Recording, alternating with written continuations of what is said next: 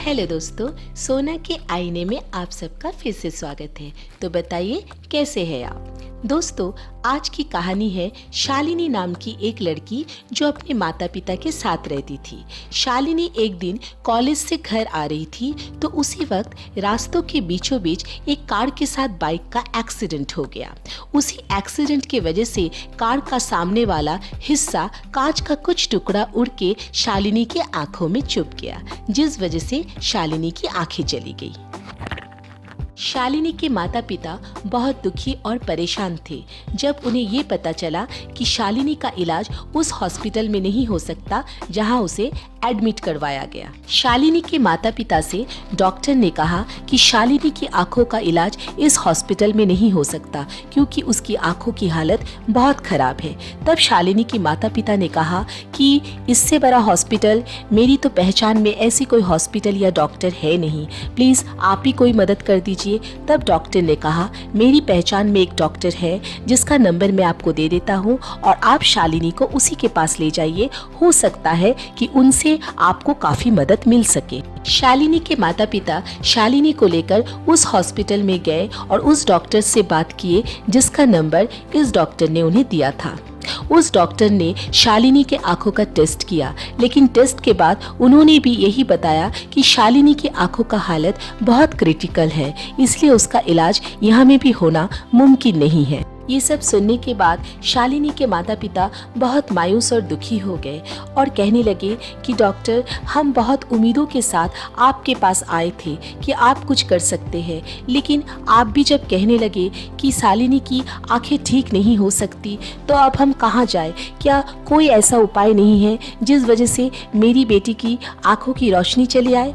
तो डॉक्टर ने कहा, ऐसा तो कोई उपाय नजर नहीं आ रहा है, लेकिन एक उपाय है, मैं आपको बोल सकता हूँ। तब शालिनी के माता पिता ने कहा, कौन सा ऐसा उपाय है डॉक्टर, आप बताइए, मैं अपनी बेटी के इलाज के लिए अपनी पूरी दौलत दे सकता हूँ। डॉक्टर ने कहा, कल एक लड़की को बहुत जख्मी हालत में हमारे हॉस्पिटल में एडमिट करवाया गया। जैसे मैं इलाज शुरू ही करने जा रहा था कि लड़की की मौत हो गई। लड़की का शायद अपना कोई नहीं है, इसलिए उसकी अंतिम क्रिया अभी तक नहीं हो सकी। मैं उसकी आंखें आपकी बेटी को लगवा सकता हूँ।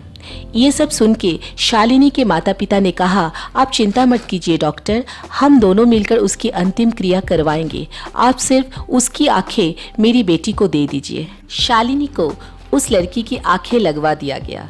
जिस दिन ऑपरेशन हो गया और शालिनी की पट्टी खुलने वाली थी तो शालिनी ने अपने माता पिता और डॉक्टर के पास ये इच्छा जाहिर की कि पट्टी खुलते साथ मैं उस इंसान को देखना चाहूंगी जिस वजह से मेरी आंखें ठीक हो गई है।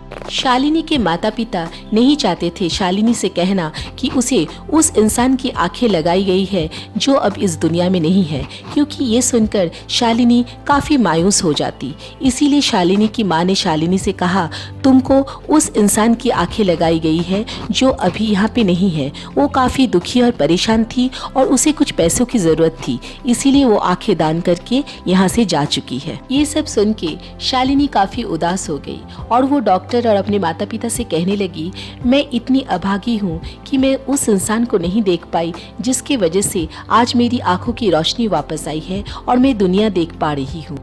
एक दिन रात को शालिनी अपने कमरे में बेड में लेटी हुई थी और उसे नींद नहीं आ रही थी। वो सिर्फ इतना सोच रही थी कि आज जिस इंसान के बदौलत वो दुनिया देख रही है, मैं उस इंसान से मिल नहीं सकी। वो भगवान से बोली जा रही थी, भगवान, कभी क्या ये संभव होगा कि जिस इंसान की वजह से मेरी आंखों की रोशनी आ गई है कि मैं उस इंसान से कभी मिल सकूं। ये सब सोचते सोचते शालिनी की नजर उसके कमरे पे रखी कुर्सी पर पड़ी। उसने देखा कि एक लड़की उस कुर्सी पर बैठी हुई है। उस लड़की की परछाई शालिनी को नजर आ रही थी। शालिनी उसे देख के थोड़ा डर गई। वो कुछ बोलने जा रही थी पर बोल नहीं पाई। अचानक उसने देखा कि वो लड़की कुर्सी से उठ के शालिनी के बेड के सामने आकर खड़ी हो गई। दोस्तों, आखिर कौन है वो लड़की? किसकी परछाई है?